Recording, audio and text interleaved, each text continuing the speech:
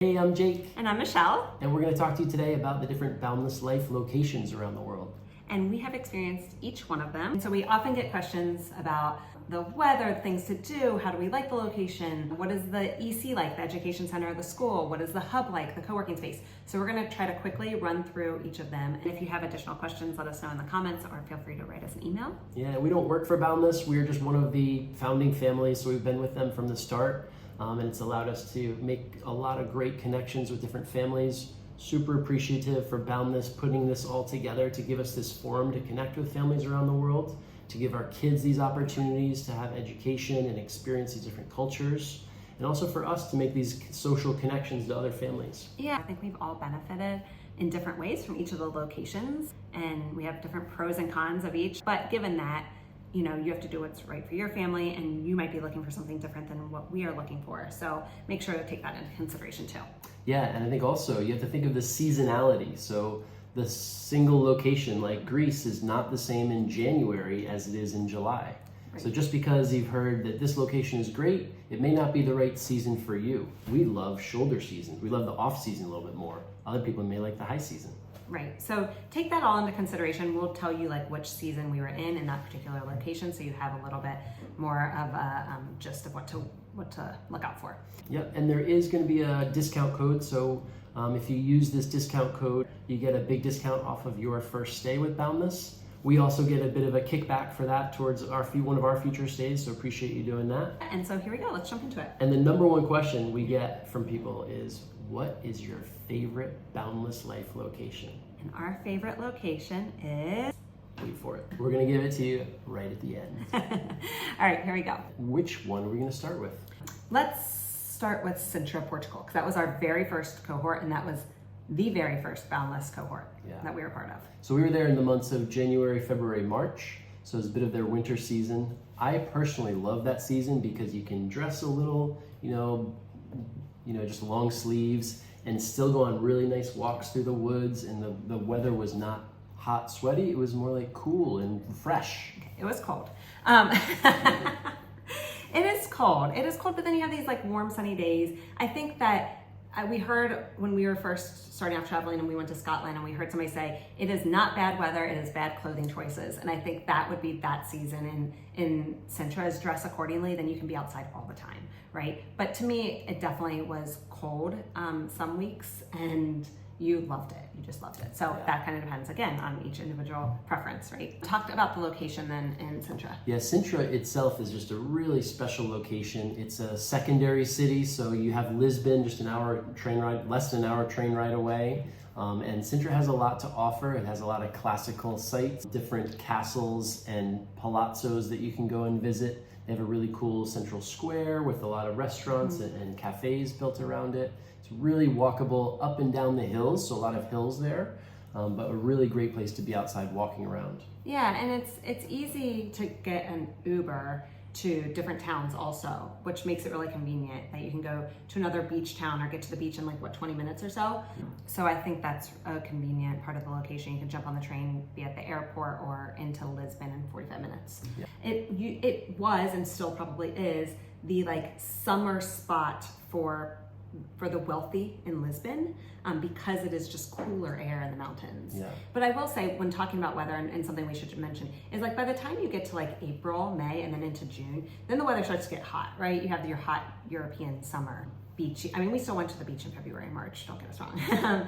But you will have much more beachy weather in that season, right? The April, May, June cohort, and the summer cohorts are going to be hot and much more crowded. And so keep that in mind. I think in any of the European locations, the summer is going to be more hot and crowded.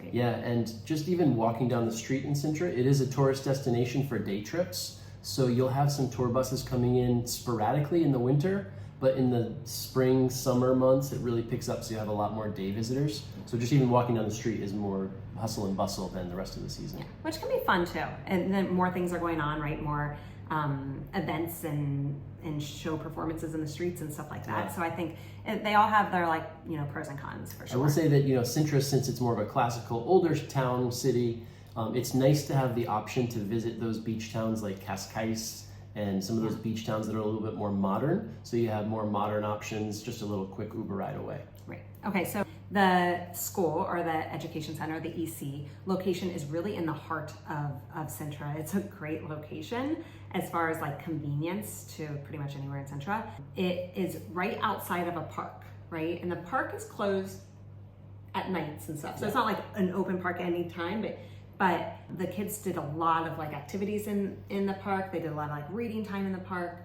So that's really convenient. But the school itself is kind of like on the outskirts, like park on one side kind of, and then a parking lot on the other side, a private parking lot. So it's a bit weird in that situation. But the EC is surrounded by these other gardens, which make it really, they have probably the most outdoor classroom time in really fresh green space. They have a garden there that they grow things in. Yeah. So they just have like, they circle up and have classes outside a lot there. Which was really, really, really nice. Accommodations in Sintra. Yeah, so there's a mix of them. So you may be up the hill, down the hill, on this side of town, that side of town. There's some even right at the education center. Yeah, and so it really depends on your location, which place you're housed in. So you may have a 5 or 10 minute walk to school. Which might mean though that you're right next to the train line. So it's really easy for you to catch the train back and forth to Lisbon and beyond. So it really depends. I think there are benefits to each. We were right near the EC, so we had a really short walk to the EC. 1 minute or 2 minutes maybe. And it was really convenient for that, but maybe it meant we were further away from the grocery store. So we did a walk to the grocery store. Right. So, and the one other thing I have to say about accommodations in Sintra is Sintra accommodations tend to have like a moisture problem. And so I would just, if you are sensitive to that sort of stuff, then definitely ask that you have, a accommodation that is clear of anything for those sensitivities. I think, that's something that all of Sintra deals with. And a lot of times it's helped by like a split level AC. But I've heard some things coming out of Sintra about that. So yeah, Sintra is a very moist microclimate, so they've got a lot of moisture in the air throughout the year. So just make sure that if that's something that you're sensitive to, just be aware of that and make sure you inquire about it. What about the hub? Yeah, the hub is actually up the hill from the EC, so It's right in like this old town. It's like a really cool spot. Yeah, and it's like an old converted theater. It's in the basement. Really good position overlooking some of the town. So it is up at the hill. You do get your steps in there, going up and down between the EC and the hub. Not like Syros, but no, but it's still good steps. And I love the space. It's big, open space, big, wide tables. Really nice to work in. Really clear, clean space. Yeah, and they had just renovated it for Boundless, so that was it's really nice. That was like a really nice hub, I think. Yeah. And since we've been, they have a whole outdoor space too at the hub where I believe they hold events and you can work outside as well, and maybe yoga and stuff there as well. Okay, activities.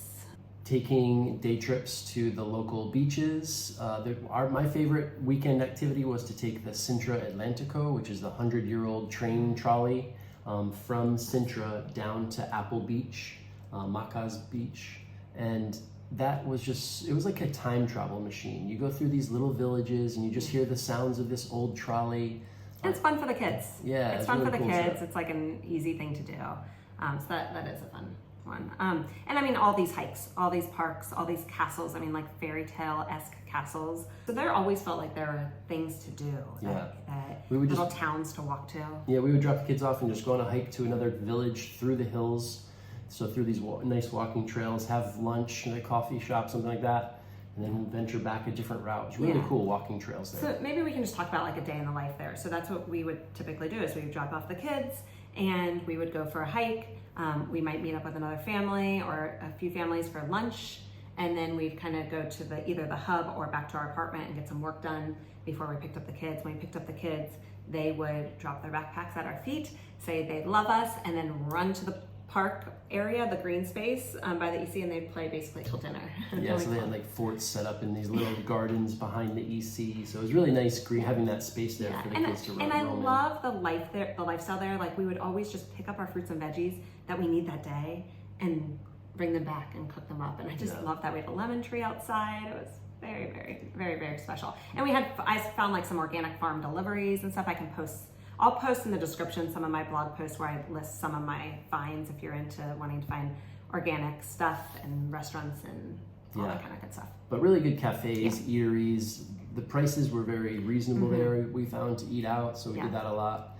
as well as doing takeaway things as well. Yeah, so if you have any questions about any of these places, feel free to just send us a message. If you sign up for our newsletter, you can reply to the email and I get back to everybody, or just drop us a comment, because I'm sure we'll miss some things people have questions on. But to keep this video short, let's move on to Syros. Yeah, so Syros is the island in Greece. It's about a 4-hour ferry ride south of Athens, south of the Athens port, and really just a residential island, I would call it. It's not a touristy island by definition compared to some of these other really big cruise spots. Yeah. They do have some lower key tours that come through there. We were there in the fall, so September, October, November. We loved that season because you still get the warmth from August bleeding into September, so the water's warm, all the beaches are beautiful, but it's starting to slow down, so you don't get the tourist rush. You can actually find space at the beach and day beds, things like that, beach loungers. But we really loved being there September. It really carried kind of from the summer into that month, and it felt like we had the island to ourselves. And a question I get a lot is, can you swim in the water throughout the year? And there's a group of us that we swam through November. We swam every single week, and we definitely in November it started getting cold and we'd have to like brace ourselves and jump in. And then once we were in, we were kind of like, oh, we thought we'd get out right away, but we just kind of let our bodies go numb. And we didn't wear wetsuits or anything. But I would say if you're there in the colder season and you want to enjoy the swimming, which is beautiful water, then definitely bring a wetsuit for you or the kids, because by November our kids got in with a wetsuit. Yeah, and Syros is laid out. The town of Hermopolis which is where the town is, where all the boundless activities and buildings are, is more of a port town. So you do have the ferries that come into that port. You have all the yachts that come into that port side of town. So it's not really the beach side of town, of the island that you're on. So it makes it very convenient from your apartment to walk down and catch a ferry to another island. Makes walking to the EC, to the hub, everything very convenient in that side of town. But if you're looking to go to the beach, you do get in a taxi to go to a proper beach. But there's swimming spots all walkable in town. There's a couple of them that we would swim at that were nice. One was called Waves Beach. It does not really a beach, but it's enough that the kids can like play around a little bit and jump in the water. So there are a lot of options to swim. And I would just say that was our favorite part of Syros, is just the accessibility to be able to just walk down and jump in the water. Beautiful crystal clear water, gorgeous for swimming. Yeah, and it's easy to rent a car there, which is really nice. Taxis are not very expensive, so I think to take a taxi out, comparatively, now if we're in Bali, it's gonna be more expensive, but it seemed really reasonable at the time. Take a taxi anywhere to the beach and such. But we also rented a car a few times and found it really fun and nice to drive around the island. And so that's always easily accessible. It also has a really prominent town square where all families gather. The local families, boundless families, you always run into at the town square. They have a siesta there, so a lot of shops will close for a bit in the afternoon, so just kind of be aware of that. But we found it really affordable, the food really affordable, delicious food. And like Jake said, it's more of a year-round location for the locals, unlike Mykonos or Santorini, where it's like so tourist heavy and then the tourists leave and everything shuts down. It's not really like that in Syros. They definitely have like periods of time where they shut down for a week or two, but they kind of stagger those. So so I would say in the winter months, they do close maybe 25 to 35% of the restaurants, just because they don't stay open through the winter. But there was plenty open during September, October, November that we could find, plenty of options for meals all the time.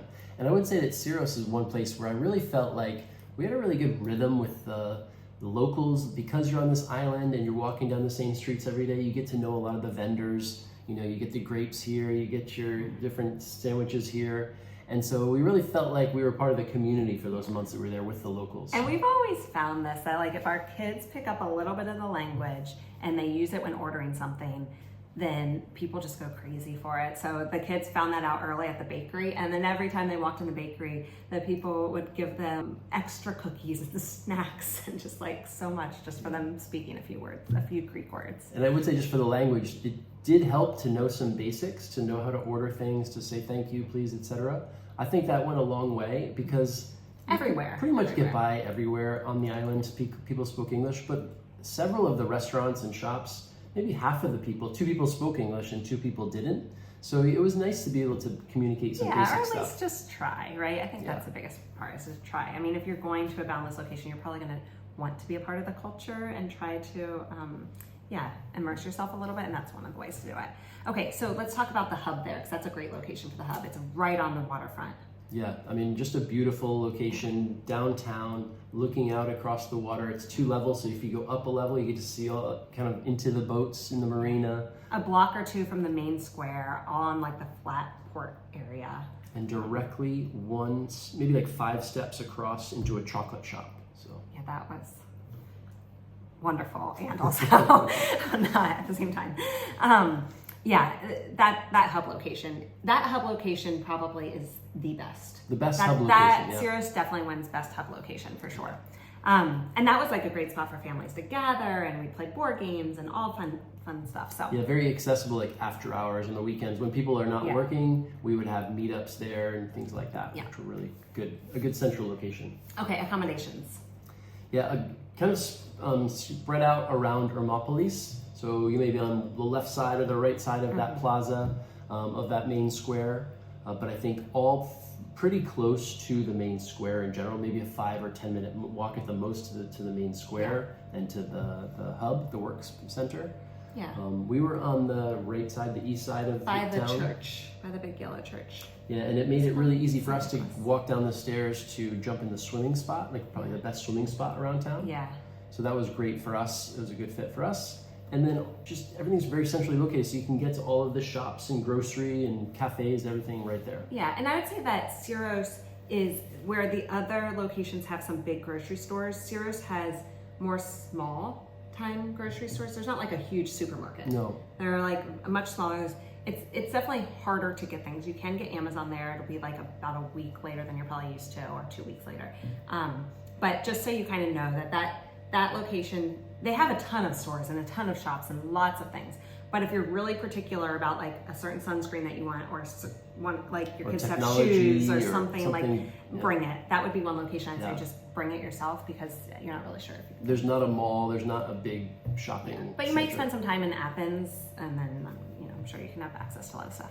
The accommodations too, I think they're constantly changing up accommodations. So there were a couple properties that Boundless had where there were more community properties that they had renovated, and then some of the properties are just kind of old Greek style. They have some charm in that way, but that might be for you or not for you. Some are better locations, some are huge, some are small. So I think they're working on an island, right? And they can only use what they have access to. So I would just, if you have some important things that are important to you about accommodations, then make sure to note that to your Boundless rep or sales rep or whatnot. And just know also that if your list is this long of things that you need, that in any spot when you travel, you might not get all those checked off, and you have to like let some of that go, right, to enjoy it. Yeah, there are little things like our unit was one of the bigger, older classical units. Fantastic location. So really good high ceilings, big space, but it was older. The furniture was a little older and kind of funky. What is this? I don't know what to do with this piece of furniture. Do I sit on it? It looks like a king's chair. Like I just don't know what to do. So the space worked for us. The furniture was a little clunky, but it worked. Clunky. And the location was excellent. Yeah. But they also have washing machines in a lot of the units. Oh, this is a good point. But not dryers. So that's just a thing on Syros. It's not a Boundless thing. It's just a thing in Greece, really, I think. Yeah. So just don't expect to have all of the conveniences. Things like, you just hang your stuff up on the rack, and it's very sunny dry there, so that your stuff dries very quickly. It did, but we were constantly trying things all over the apartment. But you just make it work, and it's part of the experience. So, okay, let's talk about the EC, because this EC location is, here's the thing. Here's the pro. Here's the low. I got the best butt of my life after being in Syros for 3 months, because it's straight up walk up the hill, walk to the EC, 15 minutes. And it's stairs, it's just stairs. And it's so cute. You wind through these like picturesque Greek little alleys and homes. And I enjoyed all of our walk. We'd sometimes like fight, no, I want to walk the kids to school. No, I want to. And we got used to the walk, but it is, at the first couple times we were like, oh my gosh, are we gonna make it? Because it's just stair after stair after stair for 15 minutes, and at that point I was carrying our little baby on me all the time. But it's a good workout. If you're looking for a good workout, that's I would say that families with toddlers, it's a bit of a challenge. You may have to carry them up part of the way. A lot of negotiation goes into getting the kids up the hill. Or if people just took taxis, they found like a taxi driver they loved and just had somebody pick them up every morning, and that worked really great, and it was not expensive. Yep, other families got e-bikes, so they rode the kids up on e-bike with a little trolley trailer. Yeah. So different options there, but definitely, I don't want to understate it. It's a lot of steps. You may think it's a big challenge when you first get there, but for us, it became the favorite part of our day. Yeah, it really was. It was fun. It was fun to find different paths up to the EC, or the Education Center. It's also like kind of on the way up to Syros, which is the mountain town part of Syros. So it's going up. And then they had an outdoor space, not real grass. It was like at the Education Center. Right, yeah, the Education Center. And they were in the process of kind of revamping that a little bit, like making it more, they finally put in a little bit of a playground play structure, and then they were trying to build shade. I don't know where they got with that. They had planned to like have a garden out back and do more with the space, but I think there could be a lot done with the space. That would be a question of like, where are they at with that? They had also planned to have a kitchen in each of these locations and have like a chef. And I think that would be so great if they could really get that together, because that's so important. Food is so important to me and my family, me and our family. and so I think that kind of stuff, it's kind of hit or miss whether they have that going right or not. So just check in and see where they're at. Yeah, okay. Community team there is awesome.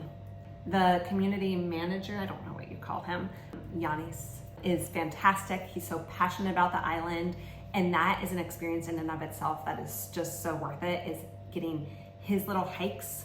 We've talked to a dozen families or so since, and everybody says the same thing, so it's not just us. It's just like he makes it such an engaging experience, and just, I don't know, when you find somebody that's really passionate about the place. Definitely don't miss those hikes. He's a really great storyteller, and it gives you a good vision of where the island came from, what they went through during the different periods of war, etc., and how they've come a long way in generation after generation. And that's a place where one of the ECAs is sailing, and he does the sailing, and ECA is extracurricular activity. Thank you, after school activity. And those are extra, but I mean the sailing was phenomenal for our kids, and he teaches it, and he was on, I might get this wrong, but like the national team in Greece. National sailing team. So, I mean, what more could you ask for? Yeah. That's like incredible, right? Okay, so I think we covered most of the trips that you can take from Syros are via ferry, like you mentioned, and we did some great ones. And I'll post a link below. I have two of them that we highly recommend, trips that we took to Tinos and Ikaria, which is the blue zone. Yeah, so the ferries, you can take a ferry for an hour to get to another island, or you can take one for 10 hours. So you can really go very far on the ferries. You just need to choose what's the best fit for you, how far you want to go, and just note that sometimes you take a ferry one way out and it doesn't come back because of the waves are too rough. So you have to be flexible in case you get stuck on another island. We had a family that got stuck for a couple extra days. So just kind of take into consideration. It doesn't happen all the time, but it definitely happens. Definitely different seasons too. And different seasons, there's more ferries or less ferries, right? So they might not be operating to all the islands in every January day, as they are. Maybe just every other day, etc. So less frequency. But there are some really cool trips to take there too. So okay, let's move on to Pistoia, Tuscany, Italy. Yeah, Pistoia to me is like the gateway to northern Italy. It's because it's on the main train line from Florence. It makes it so flexible to be able to go anywhere you want to go in the whole country, really. But you can take these train trips, just an hour here, half an hour there, to get to world monuments, to get to little villages. But it really opens your ability to just jump on a train, like walk down from your apartment, jump on a train, be in a different, be at the beach in an hour. Yeah, and that's a flat walk, which is really, really nice. It's all quite flat in Pistoia. And Pistoia is interesting too, but it's an interesting location by balance because it is about 45 minutes outside of Florence. And so it's not very touristy as far as like international tourists. It's very much of a local spot. Definitely more tourists pick up as the summer months start to roll in, but you're getting like more Italian tourists and such more so than this international. Everybody goes to Florence. I don't know about Pistoia. So I think that's what the charm of Pistoia. There's lots of parks right around, and that's typically the meetups are at the playground that has also a little side cafe where you can grab a bite to eat or drink, and the kids can run and play really nicely. And we were there April, May, June, so we got that spring, so it was cool when we got there, had some cool days. Definitely like some cold days. I downplay the coldness everywhere. Okay, my sister arrived in a scarf and I was like, you are so silly bringing that big winter coat and scarf all the way over here. And then I was like, can you leave that scarf with me?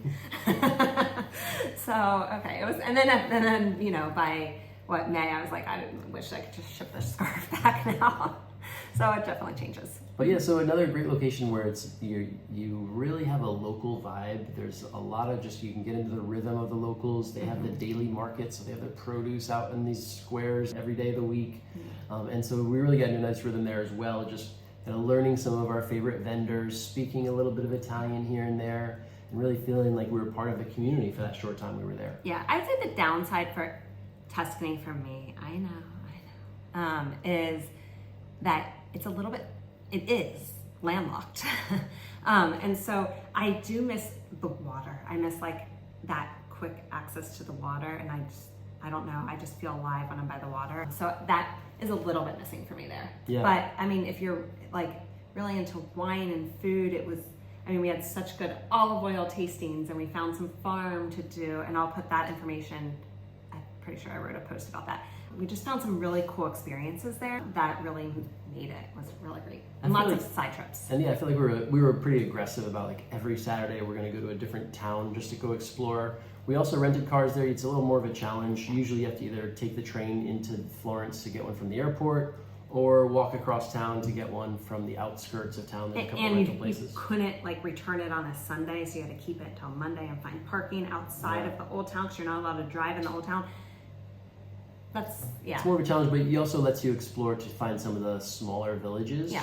And so we really took advantage Once of that. you kind of you do it the first time, you're like, okay, we can do this. This is not so bad. Yeah. But I feel like we really, our Google map is like dotted with all the places we went. We really explored there. Yeah. And really enjoyed just seeing all the different ways of life in the bigger, more touristy towns, as well as the little villages, lesser known villages. We tend to like the little villages. And I'll link some stuff that maybe you can browse through some of the things that we did if you need some ideas. Also, you know, I'd say the thing about Greece, Pistoia, and Sintra were that our daily life a lot of times consisted of like picking up our fruits and vegetables, right? And just bringing those home and doing like little shops, and then always trying to find like a farm delivery is what I always try to do. That kind of life is really nice. It's really unique. Yeah, and it gets you on your feet every day walking around, so we really like that style of I might say something a little bit unpopular, but I think like by month 3 I was a little like over the food. Italian food, over it. I was just like I was like, can I just get a smoothie bowl or like a good smoothie or something different?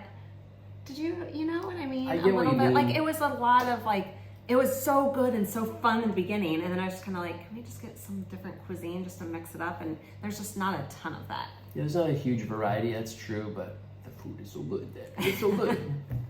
Okay, so let's just talk about the EC Education Center, the school location, and the layout of that. Yeah, and the apartments are, again, all around the center square, and so it means that you have sort of an equidistant walk to the EC. Yeah. So all the apartments are 5-10 minute walk to the EC, no matter where you're at in the town, because they're generally centrally located. The EC itself is in a building that has other offices and things in it.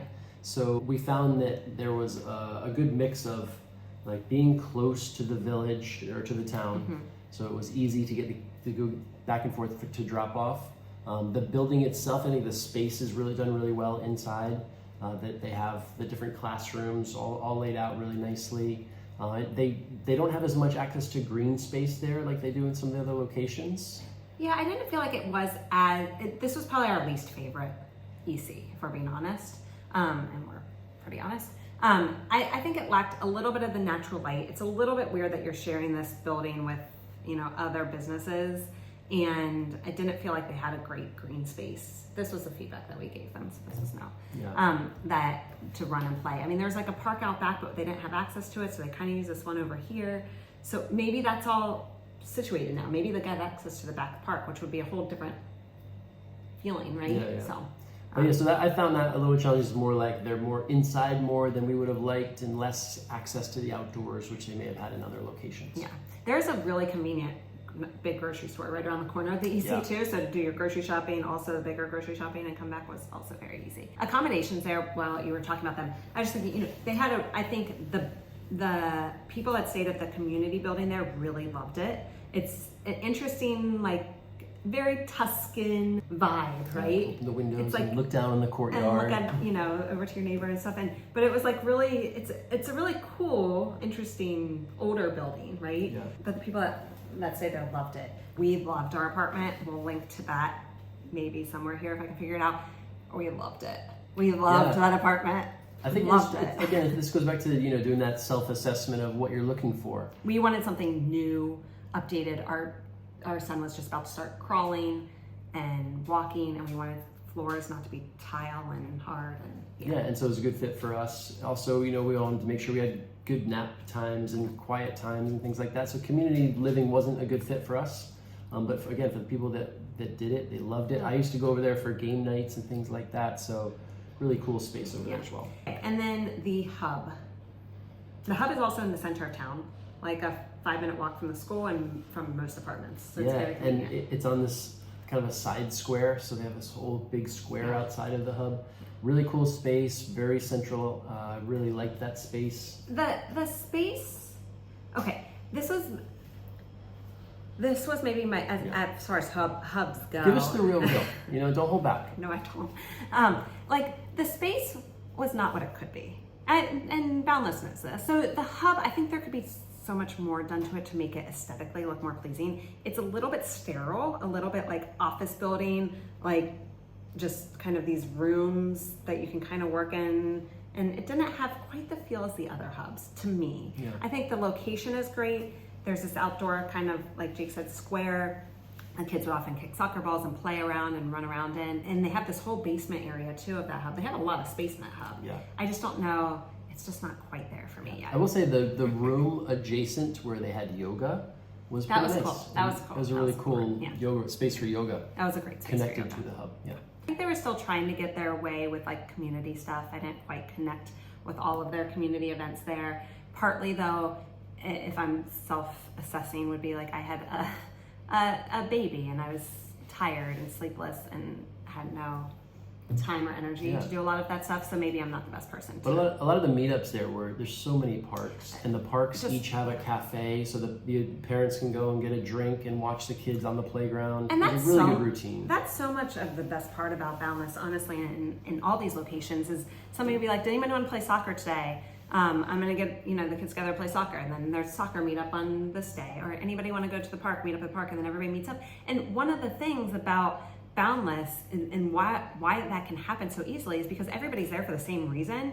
Unlike when you're back at home and every family has their own million activities doing their own schedule, and so when you say you got to meet up, you're like, well, maybe next Tuesday at 3, but I don't know, so and so has to go here and so has to go here. Most of the time, that's I think one of the best parts is like everybody's available and wants to meet up and connect and stuff, and so there's lots of that. And just to throw in a little more into that, you have to look at yourself and what you're looking to get out of this experience. Mm-hmm.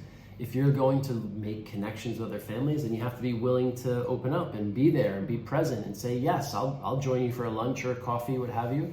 And so if you choose not to do those things, you're gonna have a different experience, and that may be what you're looking for. You might want to go there and have solitude, but generally people are going to connect. So be a yes person when you're there, make the connections, reach out, volunteer ideas, things like that. I have to say one other thing I did not like about Pistoia is that if you have a baby that is not in Boundless, it was really hard for me to find kids activities. There just were not, maybe I just didn't find them, unlike where we're at right now in Bali, where there's so many fun things and meetups, and there's always like kids my son's age and stuff. It was really hard, and I found that very difficult, being in the mommy moment where I just wanted to do like mommy me classes or take him to some classes and not just carry him around the town all the time, which he's perfectly happy doing too. But anyway, I wanted to bring that up because I do think that was important. That was quite negative, I'd say. I would say part of that is because it's not an international destination, so you don't have these other expat communities that are driving some of those types of activities. But as soon as your kids are of the age of school, there were all these other, our kids could have done hip hop. Our son played soccer at a local soccer team, so that was super fun. Yeah. All these dance classes, gymnastics, there was a lot of other stuff, but it was just that baby age that there was just nothing. I could not find anything. Yeah. Okay. All right. Bali. Sanur, Bali. Bali. We are in Bali right now, and we are in January, February, March, technically the rainy season. I was just talking to another family, and we were just like, man, we expected it to rain a lot more. And our experience in rainy seasons has been not to avoid them, because we've always found that it typically just rains hard at night, and it rarely ruins your day. And I think we had one morning here that it rained really hard, and we had to wait 15 minutes until we walked the kids to school. And then we've never walked in the rain here. So we are in Sanur, Bali, which is on the east coast of Bali. It's not a place we had been to before. It's a beach town. We've been to Bali, but not to Sanur. And the best part about this beach town, in my eyes, is that they have a beach path, which has a side for bicycles and a side for walkers, which stretches the entire length of Sanur.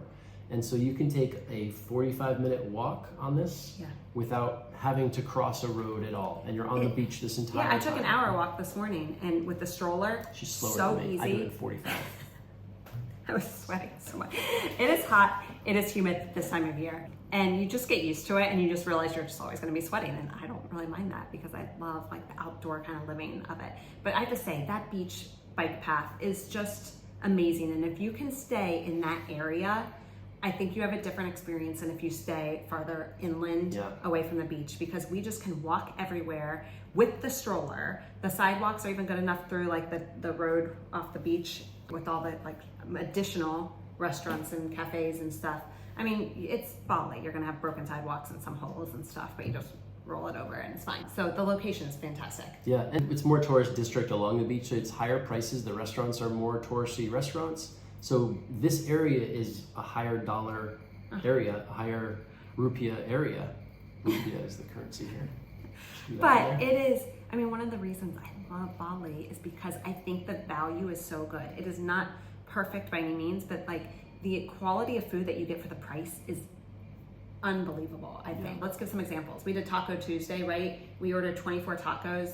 It cost us $17 or something. Most of our meals, if we're gonna feed our family of 5, will cost about $20, $25. Yeah, when we go to the night market, it costs us about $4. Total for our 5 meals, maybe $5, $6 if we add a smoothie. Unbelievable, great value. And they to get around town, they have something similar to Uber called Grab or Gojek. And those rides cost less than $1 to get across town. Yeah, Very inexpensive. My 15-minute ride today costs about $1.50. Our hour ride to the airport costs $6 or $7. No, maybe $8 even. So a lot of those prices, the prices of your daily events are very low. Yeah.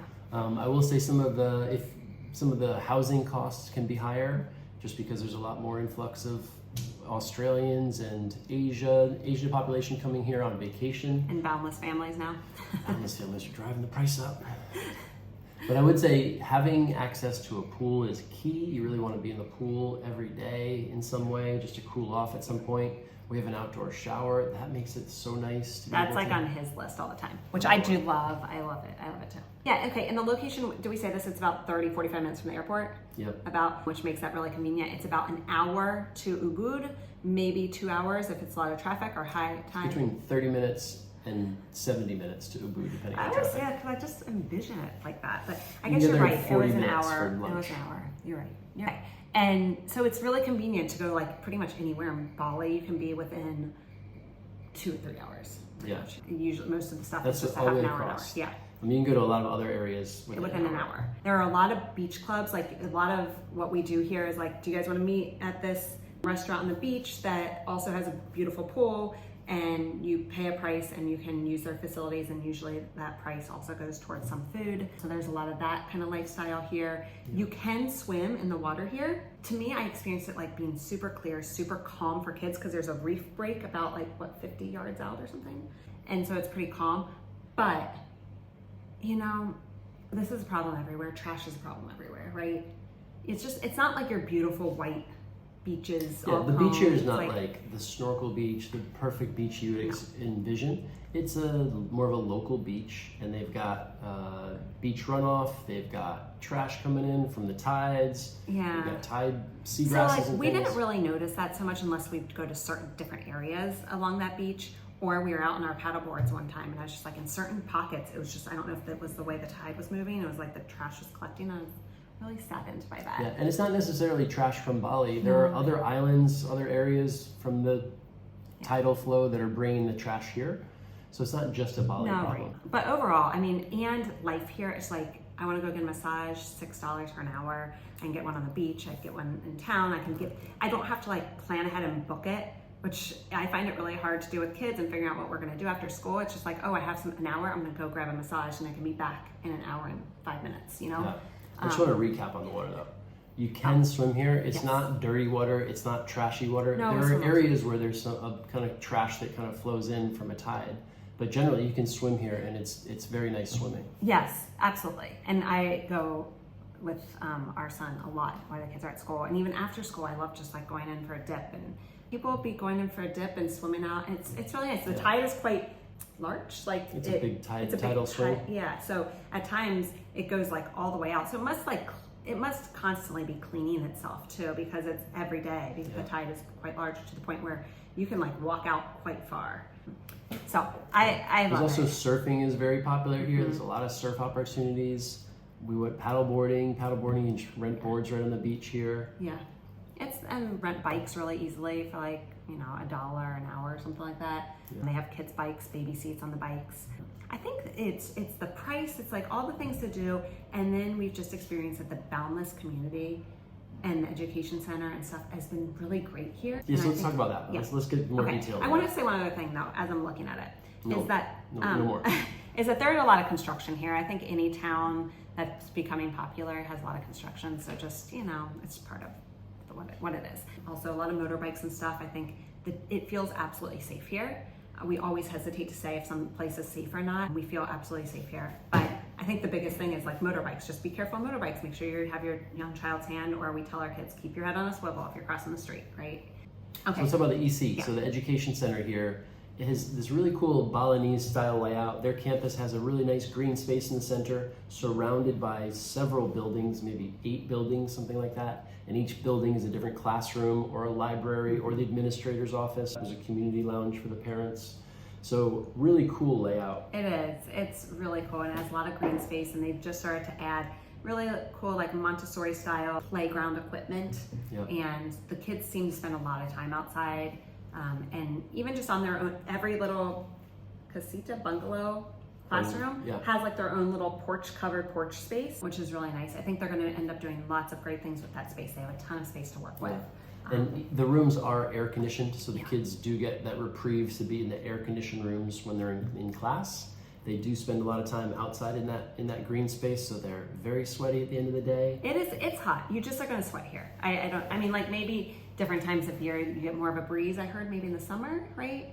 But it's just hot. Just come plan to sweat, and then you're going to be fine. I love it. I'm like barefoot most of the day. I'm in and out of the pool or the water or the ocean or whatever. And I going to get massages, eating delicious food. Like, I think life here is pretty fantastic.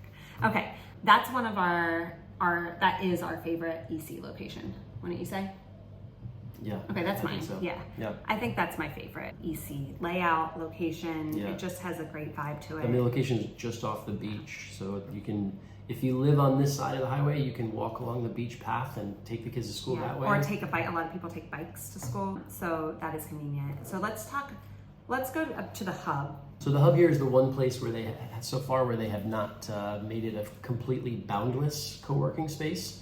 They actually contracted with another company called Live It, and so they have which is a co-working space. Yeah, it's like a 4-story building, so there's a lot of space there, but Boundless has an all-access pass to this Live It co-working space. They have outdoor space, they have the soundproof rooms, they have a nap room, they have a little cafe there. So we have not utilized that, to be honest, but the people that have, you've said that they love it. They love it, and we have walked there. It's about a 25-minute walk, but generally people just take a taxi, grab. Yeah, or the grab or check.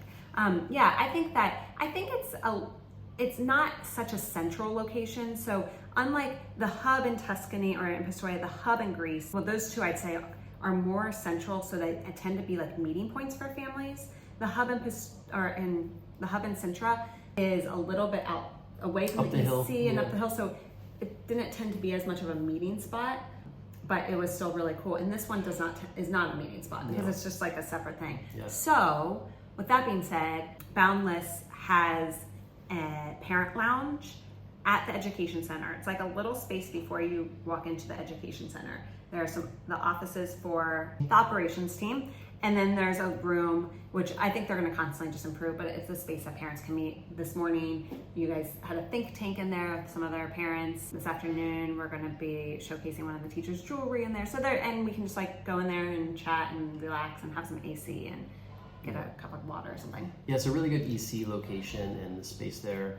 I think for the accommodations, they don't have as many Boundless properties here, accommodations here right now. I know they're trying to acquire more so they can offer that to more families. But right now, families are a mix of staying in the Boundless community space or having their own accommodations. So you have to figure out what's going to work for your family. I think there's a real spectrum of costs. You can pay very little here for if you're renting a space, or you can pay a lot for a beachfront villa. So you really need to figure out what's going to best work for you and your family. Yeah, and I will say, so there is not really this like central meeting point here. Instead, we meet at like this cool cafe or the beach or whatnot.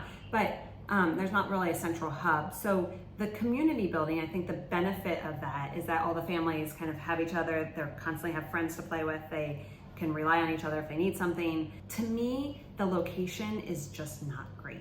It's like the community, the Boundless community accommodation. That's just, you can't walk anywhere from it. And That's not true. You can't walk to the EC from it. There are a lot of stuff around there, restaurants and things. But most people said they don't feel comfortable walking around it. So I think that it's just not like you can walk outside your door and start like walking everywhere, which is what our experience is. We constantly are just walking outside our door and starting to walk to a cafe, walk to the beach, walk everywhere. And so I think depending on what you want, do you thrive off of, can you benefit from that community living, which a lot of people can. For me though, I knew I'd have our son at home and I wanted to be able to just like take the stroller and go on a walk or go to the playground or whatnot. And so I benefit from that much more. And so we got our own villa here, just a 5-minute walk to the EC, and we love it. Yeah. I do not want to leave. It's very Balinese style. I will say that people in the Boundless community building, a lot of them have rented scooters, which has made them self-reliant and they don't have to worry about taxes or hire a driver or whatnot. Mm-hmm. Yeah. So there are ways to make it work for you, give you that freedom. And like we said, I mean, even if you didn't rent a scooter, these Gojeks and the Grabs are like $1. It's really easy. So that kind of depends on what you want, but I would say that we really appreciate being able to walk everywhere here in our villa life here. So what about trips you can take? I would say from here you can take ferries to the other islands, which is really cool. Sometimes a little choppy, sometimes a little hot, so you have to figure out what's going to be a good fit for you if you get seasick or whatever. But there are other islands very close to here. Probably depending on the season too, again, for the day. Just between an hour, 2 hours from here, you can get to several other islands to take a weekend getaway or a day trip. We did it in a day trip.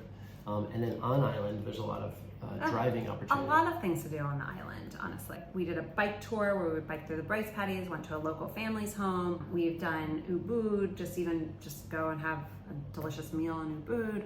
We've gone to the hot springs. Up in the volcano, or some of the other beach towns on the other side of the island. Yeah, we did a farm stay. There's a really cool eco lodge that looks amazing, but I don't know if we'll have time to do that.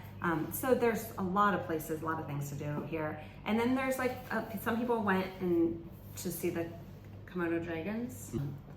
Some people taken ferries to different islands. You have to likely get out of town. There's a couple different options for visas. I'll write what we did in a post, but we left to go to Kuala Lumpur because it's an easy, cheap way to get out of Bali. So pretty much all the families have taken some type of visa run to get to another country. You have to just kind of reset your visa. And so leave the country for a weekend, come back, and then your visa is good for another 30 days. And I'd say Kuala Lumpur and Singapore are the easiest ones to do from there. There's direct flights. Other families have done Japan, or Hong Kong, Australia, Hong Kong. Yeah. So a lot of opportunities. A lot of options to fly from here. Yeah. Yeah. Okay, then let's talk about the community team here and some of the community activities. I think, again, like they're still trying to feel out this. We're one of the first cohorts, like what is going to work. But I think naturally the families just make things happen, and I think that's really nice. Without the presence of a central square like you have in Syros, Greece, or in Pistoia, we could be just kind of all doing our own thing. But because we have this, we're all connected and trying to make these connections, There have been all different groups for paddle, which is kind of like pickleball or a form of tennis. So there are a lot of paddle meetups and paddle playing. There's soccer. We play soccer as a community once a week. With the kids and the parents, it's super fun. Yeah, and so all these different little groups have formed. And so we're actually connecting a lot with the other families. And we're finding it to be one of the most connected cohorts we've had. Yeah, and this is one of the bigger ones too. Yeah, I think that the education teachers, and I will just say this about the upper and lower foundation. So our kids are 8 and 10 years old. We have found this to be the best cohort for education and teachers and stuff. Now, again, the teachers might rotate sometimes and things might change. And so, you know, that could change, but we have really, this has been my favorite education, favorite school setting, everything for Boundless by far. Yep, it's been really great. Yeah. Let's talk about the cons of Bali. I would say that the mosquitoes are the number one con for me. Well, you know, to me, honestly, it's a mix between mosquitoes and then I want to get rid of them, to be honest, but I don't want them fumigated because I think that's so toxic too. So, but I've seen places fumigate and I just like cringe. So that, I'd say air quality is not great, right? I mean, it hit or miss, but overall, it's not like we're in this fresh jungle. We're in a town. It's a lot of motorbikes and stuff. Motorbikes, you know, I get a kick out of the vibe of Southeast Asia and the motorbikes, and you know, nothing's really perfect, but you know. Yeah, so just, again, you have to look into that self-assessment. Like, do you want to be in intense heat every day? Can you handle that? This one does. She's into it. I like to be barefoot and I like to be sprinting all the time. And yeah, so do you want to have that outdoor lifestyle where you're in and out of the water a lot? Then this is a great fit for you. And so, but if you want to be in AC all the time, you can do that here. It's just, you know, it's not really, you're not going to enjoy the rest of it. Yeah. So, but people seem to adapt, and what's kind of nice is that everybody just comes with their hair. It's like, do I want to wear my hair back or wear it back? Back up, back down. You know, we're almost always like sweaty and nobody's wearing much makeup, if any. And it's just, I like that kind of just like ease of everything. So do you have anything else to say about Bali? Well, I think you have to get to the point where you say what your favorite location is. Yeah. You're going to decide? Oh, yeah, but I want to hear yours. So, okay, Jake's favorite location is? They're really also great. I really think that if I was going to go back to one, I would go back to Greece. I really like the access to the water. I love the idea of just exploring around to the other islands. I think Syros itself is a great island to be able to walk around everywhere, get part of the community, all that little going and buying your fruits and veggies every day, and then being able to skip over the other side of the island to go to really nice beaches. I loved it. Yeah. And I love it in the shoulder season. I love it in the off season. I don't really like being places when it's super crowded. So I would go there any season except the summer for me personally. Yeah, but people that have gone in the summer have loved it. Yeah. They love it, and it allows people for those that can only take a month away. You know, I'm really torn between Syros and Bali right now. And I think about like, if I removed Boundless from the equation, would I like these places as much? And I don't think so. I think like Boundless has something to do with just like feeling a community, feeling connected, feeling like these activities right when you get there. Otherwise it takes so long to kind of break into a community and, you know, whether it's the local community or expat community. So I think Boundless plays a big role in why I love these locations, but I'm torn. I don't really want to leave Bali. I will be honest. Bali has a much bigger expat community than anywhere else we've been with Boundless. International, very international. Yeah, so there are a lot of other opportunities for, there are other international schools, other meetups, other clubs. They're really receptive to, they're used to having expats come in, and the people are lovely here. I mean, the people are really lovely in Greece too. So I'm torn between Syros and Bali, but being in Bali at this moment, I love life here, and maybe because I'm getting 3 massages a week, I don't know. Or, my green juice every day. The only way I'm getting her off the island is if I call customs and be like, she's over her visa, she's gotta go. Yeah, I could stay longer for sure. So, okay, I hope that helps. We will end it here because we're probably way over what we thought we'd do. But hopefully that helps. And if you have any questions, let us know. Do you have anything last minute to add? Yeah, I just think that overall, be very open when you're at these Boundless locations. Open to these connections. It's really enriched our lives in a lot of different ways. And having these experiences has continued to just be really inspirational to us from all the other families that have been here. We really appreciate all of the efforts that the Boundless team has gone to create these spaces and to give us this forum for these connections. Yeah, I mean, it's not an easy idea to implement, and I think for us, we are just so grateful that it can be a solution for us and a way to connect. And we've just kept in contact with so many of the families that we've connected with, and our kids too. End up seeing some people at the same schools and or at different locations, right? But in Boundless. And so we are going to continue traveling with Boundless. We've got another future cohort already planned out, so we're going to continue to check out the different Boundless locations. Not every month out of the year, but we're thinking 3 or 6 months is good for us. So, okay, if you have any questions, let us know. Bye. Thanks.